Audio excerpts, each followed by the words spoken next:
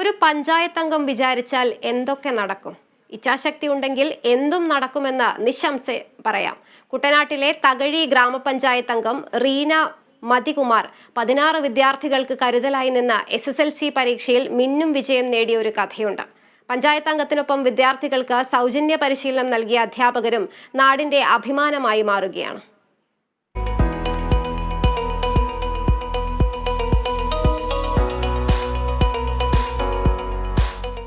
തകഴി ഗ്രാമപഞ്ചായത്തിലെ പടഹാരം ടാഗോർ കലാകേന്ദ്രത്തിലെത്തിയാൽ അവിടെ ബ്ലാക്ക് ബോർഡിൽ ഒരു കുറിപ്പ് കാണാം.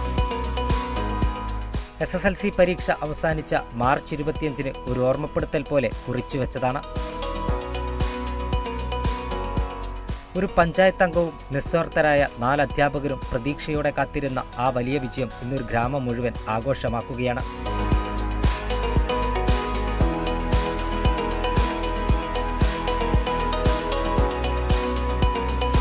പഠന സൗകര്യങ്ങളുടെയോ പരിശീലനത്തിൻ്റെയോ അഭാവത്തിൽ തൻ്റെ വാർഡിലെ കുട്ടികൾ പിന്നോട്ടു പോകാൻ പാടില്ല എന്ന തകഴി ഗ്രാമപഞ്ചായത്ത് 2ാം വാർഡംഗം റീന മതികുമാർ തീരുമാനമെടുക്കുന്നതിൽ നിന്ന് തുടങ്ങുകയാണ് ഇവരുടെ വിജയകഥ. കരുമാടി KK കുമാരപിള്ള സ്മാരക സ്കൂളിലെ അധ്യാപകർ ഇങ്ങനെയൊരു ആശയം പങ്കുവച്ചപ്പോൾ PTA പ്രസിഡന്റ് കൂടിയായ പഞ്ചായത്ത് അംഗം അത് ഏറ്റെടുക്കുകയായിരുന്നു. പിന്തുണയുമായി ടാഗോർ വായനശാലയും രക്ഷകർത്താക്കളും ചേർന്നപ്പോൾ അവിടെയൊരു പാഠശാലയൊരുങ്ങി.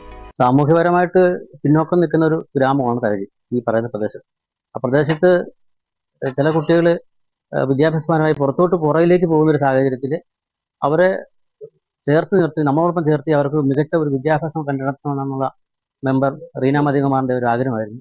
അപ്പോൾ അത്തരം ഒരു നിർദ്ദേശം മെമ്പർ എത്തിക്കൊണ്ടുവന്നപ്പം നമുക്ക് ടാഗോർ കലാകേന്ദ്രം അതിന് വലിയ സപ്പോർട്ട് കൊടുക്കുകയാണ് ചെയ്തത്.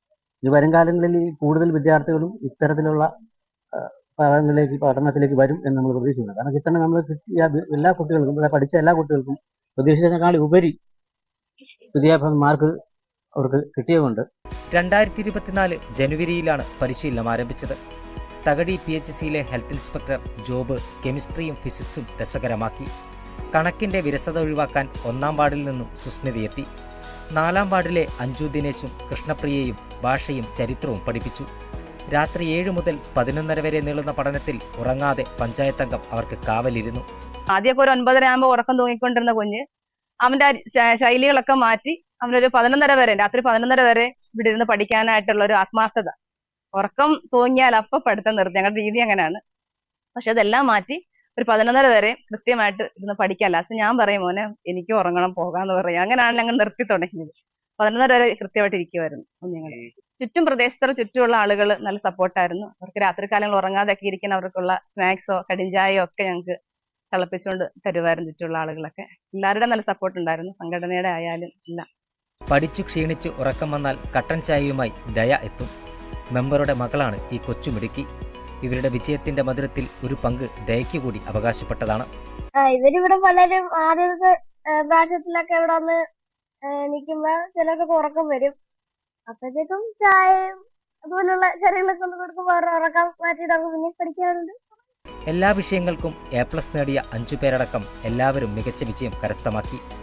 പഞ്ചായത്ത് അംഗത്തിന്റെ പിന്തുണയെക്കുറിച്ച് പറയുമ്പോൾ 100 നാവാണ് വിദ്യാർത്ഥികൾക്ക്. നമ്മളൊരു കമ്പനി സ്റ്റഡി രൂപീകരിച്ച് വളരെ വിജയകരമായി തന്നെ അത് മുന്നോട്ട് പോയി. ഞങ്ങൾ അതിനകത്ത് നന്നായിട്ട് ഹാർഡ് വർക്ക് ചെയ്തിട്ടുണ്ട്.